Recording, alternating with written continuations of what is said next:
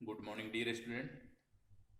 आई think कि आप लोग कल पढ़े होंगे क्रॉनिक डिजीजेज के बारे में, जो हम लोगों ने एफोरिज्म 78 और 79 का जिक्र किया था, उसके बारे में आप लोग पढ़े होंगे। एफोरिज्म 78 में हम लोगों ने ट्रू नेचुरल क्रॉनिक डिजीज का बात किया या ट्रू क्रॉनिक डिजीज का बात किया, और 79 में हमने ये चीज़ देखा कि हैनीमैन बोल रहे हैं कि it is not only syphilis which is chronic disease, chronic miasmatic disease.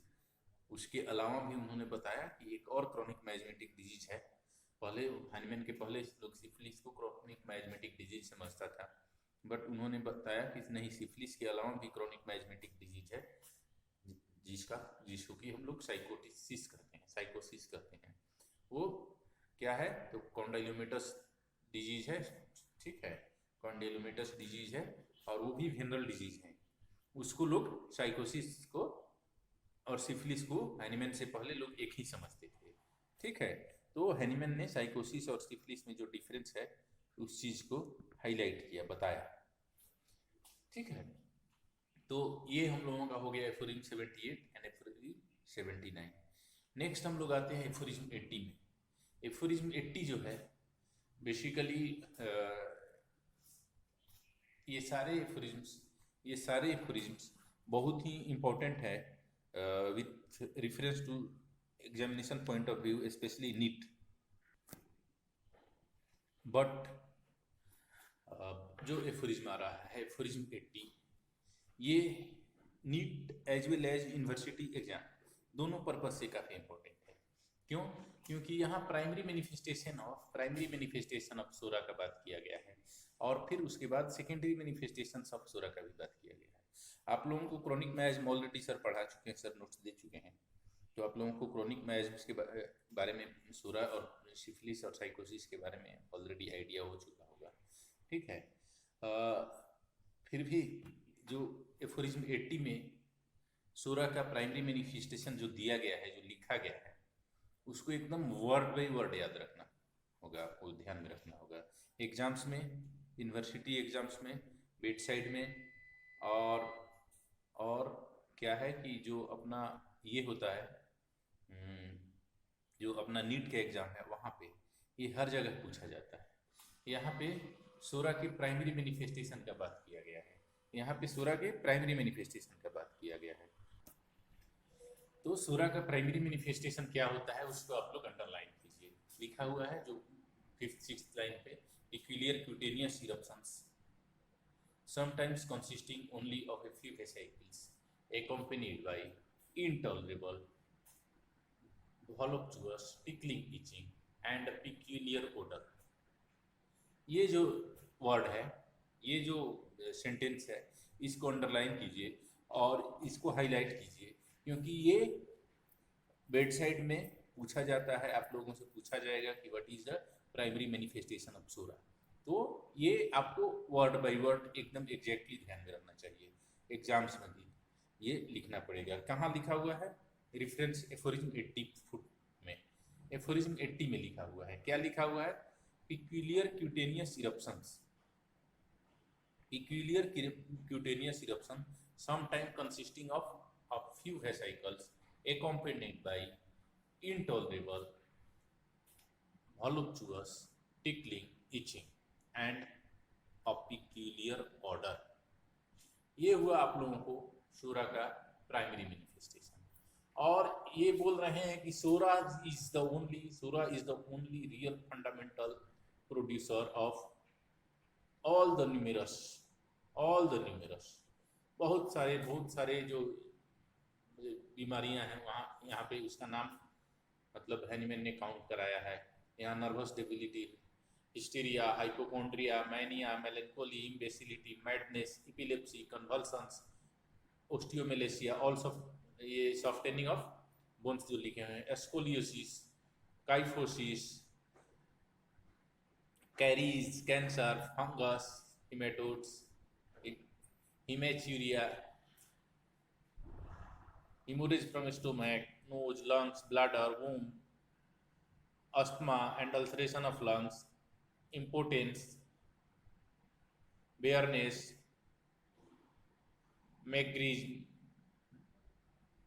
deafness, cataract, amaurosis, urinary calculus, paralysis, defects of the senses, and pains of thousands of kinds, etc., figure in systemic works of pathology as peculiar independent diseases.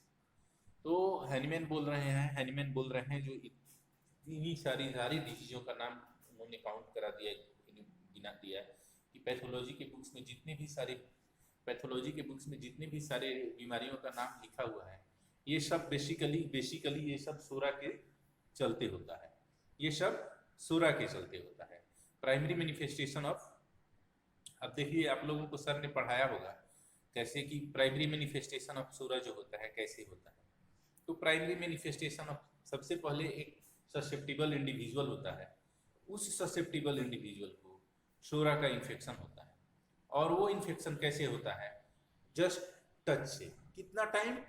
Moment of touch, क्षण भर के लिए, एक क्षण just जो सूरिक individual है वो किसी नॉन सूरिक को टच किया, और वो अगर फेवरेबल मोमेंट है, फेवरेबल टाइम है, तो उस फेवरेबल टाइम में टच करने के बाद वो सूरा का ट्रांसमिशन होगा हेल्दी टू डिजीज्ड वन।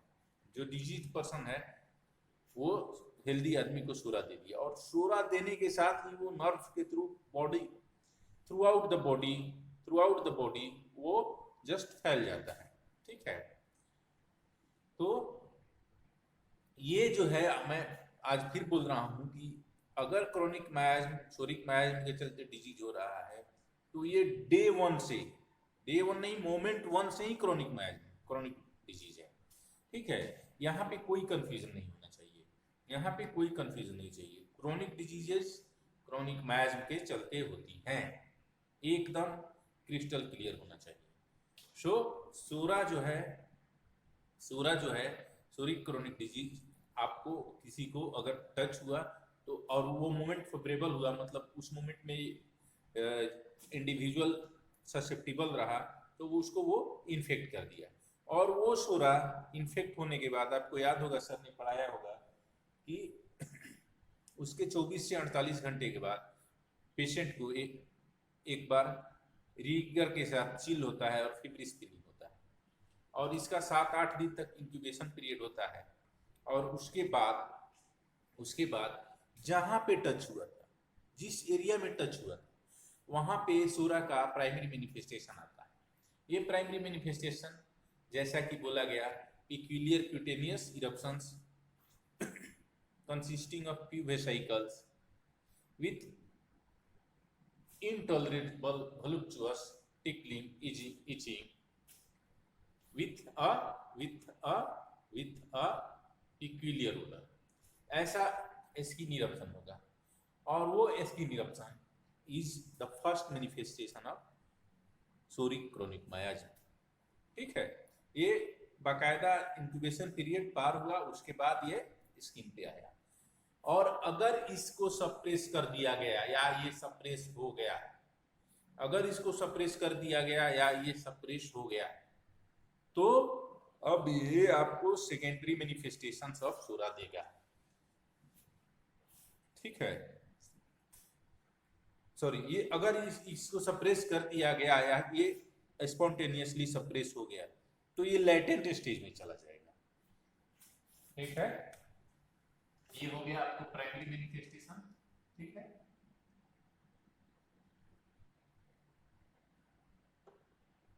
ये सप्रेशन हुआ, आपने कोई ऑइंटमेंट लगा दिया, या फिर स्पॉन्टेनियस सप्रेशन हो जाता है सूरा का, ये भी है स्पॉन्टेनियस सप्रेशन। आप लोगों को जब सर ने क्रोनिक डिजीज पढ़ाया होगा तो बताया होगा कि स्पॉन्टेनियस सप्रेशन कैसे होता है। मैं स्पॉन्टेनियस सप्रेशन के बारे में कोई डिस्कशन करने नहीं जा रहा हूँ, आपको ऑलरेडी बताया जा चुका होगा जब क्रोनिक मायाज्म पढ़ाया गया होगा। ठीक है, तो प्राइमरी मैनिफेस्टेशन, ये सप्रेशन हो गया, तो ये लैटेंट स्टेज में चला आएगा, इसको हम लोग बोलते हैं लैटेंट सूरा। प्राइमरी मैनिफेस्टेशन ऑफ सूरा, इसका सप्रेशन हुआ या स्पॉन्टेनियस या या बाय एक्सटर्नल एप्लीकेशन। तो ये लैटेंट सूरा की स्टेज में चला गया। अब ये लैटेंट सूरा जो है, ये लैटेंट सूरा जो है, ये लैटेंट सूरा इज जस्ट लाइक डायनामाइट। ये जो बेरूत में अभी अमोन कार्ब का जो सॉरी अमोनियम नाइट्रेट का जो स्टोर था, ठीक है, जस्ट लाइक ये लेटेंट सूरा होता है। इसको एक चिंगारी की जरूरत होती है और ये ब्लास्ट कर जाएगा। अदरवाइज कई सालों से 5-10 साल से वहां रखा हुआ था बेरूत में अमोनियम नाइट्रेट, बट किसी को कुछ पता नहीं था। सिमिलरली प्राइमरी मैनिफेस्टेशन में आपको इचिंग वगैरह होगा, स्किन इरप्शन होगा तो पता चलेगा, बट ये लेटेंट स्टेज में आ गया, लेटेंट स्टेज में आ गया तो आपको पता ही नहीं चलेगा। ये लेटेंट सूरा जो है लेटेंट स्टेज में अपेरेंटली हेल्दी होता है। देख के अगर आप ऊपर से कोई देखेगा, नॉन मेडिकल पर्सन देखेगा, नॉन ट्रेंड आईज देखेंगी तो वो बोलेगा अरे इसको तो कुछ नहीं, ये तो हेल्दी है। बट वंस इसको एक्साइटिंग कॉज से मुलाकात होता है, ऑब्वियसली एक्साइटिंग कॉज से मुलाकात होता है, तो ये जो है लेटेंट सूरा अपना सेकेंडरी मैनिफेस्टेशन देता है, सेकेंडरी मैनिफेस्टेशन देता है। और उस सेकेंडरी मैनिफेस्टेशन से जो सैकड़ों बीमारियों का नाम रखा गया है, कैंसर, स्टोन्स, गिरिजम मतलब ये बेयरनेस मतलब बांझपन, ठीक है, लाइक दिस, ये जो सैकड़ों कन्वल्सन्स, ऑल सॉर्ट्स ऑफ डिजीजेज का जो नाम लिखा गया है, मैंने गिनाया, तो अब ये सेकेंडरी मैनिफेस्टेशन में वो होता है। कॉज एक है, प्राइमरी मैनिफेस्टेशन हुआ सूरा का, उसको सप्रेशन हुआ, वो लेटेंट स्टेज में है। लेटेंट स्टेज में ये जस्ट वही बेरूत के अमोनियम नाइट्रेट के ढेर की तरह हो गया, जिसको पानी की एक बूंद की जरूरत थी या या आग के एक बूंद की जरूरत थी, और वंस वो पानी का एक बूंद या आग का एक बूंद इसको मिला तो ये डेटोनेट हो गया, और डेटोनेट होके ये सेकेंडरी मैनिफेस्टेशन देखिए डिफरेंट पैथोलॉजिकल एंटिटीज पैदा कर रहा है, ठीक है, डिफरेंट डिजीजेज पैदा कर रहा है। तो ये इन शॉर्ट हुआ 81 और 80 का मतलब सर्वे, एफोरिज्म 80 और एफोरिज्म 81 के बारे में। अब देखिए ये जो सूरा कॉज एक है, लेटेंट सूरा में चला गया, ये भी एक ही कॉज है, सेम चीज है। अब इसके बाद जो ये सेकेंडरी मैनिफेस्टेशन में जा रहा है, तो ये सेकेंडरी मैनिफेस्टेशन डिपेंड करता है आपका कॉन्स्टिट्यूशन क्या है, ऑर्गेनिज्म का कॉन्स्टिट्यूशन क्या है, ठीक है, और प्लस ये एक्साइटिंग कॉज, तो ये कॉन्स्टिट्यूशन ये सूरा पोल्यूट कर दिया। नॉर्मली आपको अगर भूख लगता है तो खाना खाते हैं, दिस इज नॉर्मल थिंग। ठंडा लग रहा है तो आप एक गर्म कपड़ा पहनिएगा, गर्मी लग रहा है तो आप पंखा चलाइएगा। ये नेचुरल डिफेंस मैकेनिज्म का हिस्सा है हमारा। ये हेल्दी मैनिफेस्टेशंस, जब वाइटल फोर्स हेल्दी रूप में एक्ट करता है, हेल्दीली रिएक्ट करता है, तो ये ऐसा होता है। पर हमको भूख लगता है तो हमको खाना खाना चाहिए। अब क्या हो रहा है कि हमको भूख लगा है लेकिन हम भूखे में ही बढ़िया से पढ़ाई कर रहे हैं, बढ़िया से पढ़ा रहे हैं, काम कर रहे हैं, भूख हमको अच्छा लग रहा है, खाना खाने के बाद अच्छा नहीं लगता है, भूखे रहना अच्छा लग रहा है। ये क्या हुआ? ये तो एक नॉर्मल चीज नहीं हुआ, ये एबनॉर्मल चीज हुआ। तो ये एबनॉर्मलिटी बेसिकली ये हमारे अपने जेनेटिक मेकअप पे, ये जो सूरा का मैनिफेस्टेशन है, सूरा का जो सप्रेशन है, ये जाके डिसाइड करेगा कि हमारा पैथोलॉजी किधर डायरेक्ट होगा। बेसिकली हम लोग हेल्दी कॉन्स्टिट्यूशन है, और उस पर जब ये माइजमेटिक टेंट आके अटैच हो जाता है, ठीक है, तो ये एक डिजीज डायथेसिस का निर्माण करता है। बीमार कॉन्स्टिट्यूशन को ही हम लोग डिजीज डायथेसिस कहते हैं।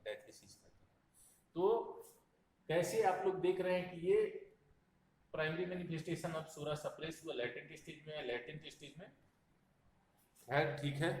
अब क्या है, लेटेंट स्टेज में ये जस्ट स्लीपिंग जायंट, एकदम सोया हुआ शैतान की तरह है, इविल की तरह है, सोया हुआ शैतान है। और इसको अगर एक्साइटिंग कॉज मिला तो इसके बाद ये अपना रंग दिखाना शुरू करेगा, अपना रंग दिखाना शुरू करेगा। ठीक वैसे जैसे बेरूत में जो अमोनियम नाइट्रेट का ढेर लगा हुआ था, ढेर का ढेर लगा हुआ था, पर वहां पे कुछ नहीं हो रहा था, किसी को पता नहीं चल रहा था। एक बार उसमें पानी गया, वाटर गया और केमिकल रिएक्शन शुरू हुआ और पूरा का पूरा अमोनियम नाइट्रेट डेटोनेट हो गया। लोगों को लगा कि यहाँ कोई न्यूक्लियर स्ट्राइक हो गया है, न्यूक्लियर हमला हो गया है, इतना डिस्ट्रक्शन। सिमिलरली ये लैटेंट सूरा बस लैटेंट स्टेज में रहता है और वंस इसको ट्रिगर फैक्टर मिलता है, एक्साइटिंग कॉज मिलता है, तो ये अपना सेकेंडरी मैनिफेस्टेशन देता है। और इस सेकेंडरी मैनिफेस्टेशन से सैकड़ों तरह की बीमारियां होती हैं। सो ये हम लोगों को एफोरिज्म 80 और 81 में है। एफोरिज्म 80 जो है प्राइमरी मैनिफेस्टेशन सेकेंडरी मैनिफेस्टेशन का बात कर रहा है, और एफोरिज्म 81 में अगर आप लोग देखिएगा तो डेवलपमेंट कैसे हो रहा है और मॉडिफिकेशन कैसे हो रहा है सेकेंडरी सूरा में, इसका बात किया जा रहा है। ठीक है, नेक्स्ट क्लास में हम लोग 82 से शुरू करेंगे, जहाँ की ये चीज़ बोला गया है कि होम्योपैथी ही एकमात्र रास्ता है। 82 से शुरू करेंगे और 83 से 104 की स्टिकिंग है, ये हम सबको पता है। ऑब्वियसली 82 में भी जब स्ट्रिक्ट इंडिविजुअलाइजेशन का बात किया जा रहा है तो वो भी स्ट्रिक्ट पर्टिकुलर ट्रीटमेंट का बात किया जा रहा है, तो वो भी केस टेकिंग का शुरुआत ही कर सकते हैं। बट ये जो हम लोग एफोरिज्म 72 से एफोरिज्म 82 तक पढ़े, ये सर्वे ऑफ डिजीज के नाम से हम लोग इसको जानते हैं, सर्वे ऑफ डिजीज के नाम से जानते हैं। तो 72 में हमने एक्यूट डिजीज, क्रोनिक डिजीज पढ़ा, 73 में एक्यूट डिजीज पढ़ा, 74, 75, 76 में हमने आर्टिफिशियल क्रोनिक डिजीज पढ़ा, 77 में हमने स्यूडो क्रोनिक डिजीज पढ़ा, और 78 से लेके 82 तक हम लोग ट्रू क्रोनिक डिजीजेज के बारे में पढ़े। तो ये जो सर्वे ऑफ डिजीज है इसको हम लोग कंप्लीट कर लिए। नेक्स्ट क्लास से हम लोग केस टेकिंग शुरू करेंगे। ठीक है, 82 पढ़ेंगे और उसके बाद 83 ऑनवर्ड्स पढ़ना शुरू करेंगे। ऑब्वियसली केस टेकिंग पढ़ना शुरू करेंगे। आप लोग इसको मतलब रिवीजन कीजिए। आप लोगों को कोई कंफ्यूजन है तो क्वेश्चन पूछिएगा। Thank you.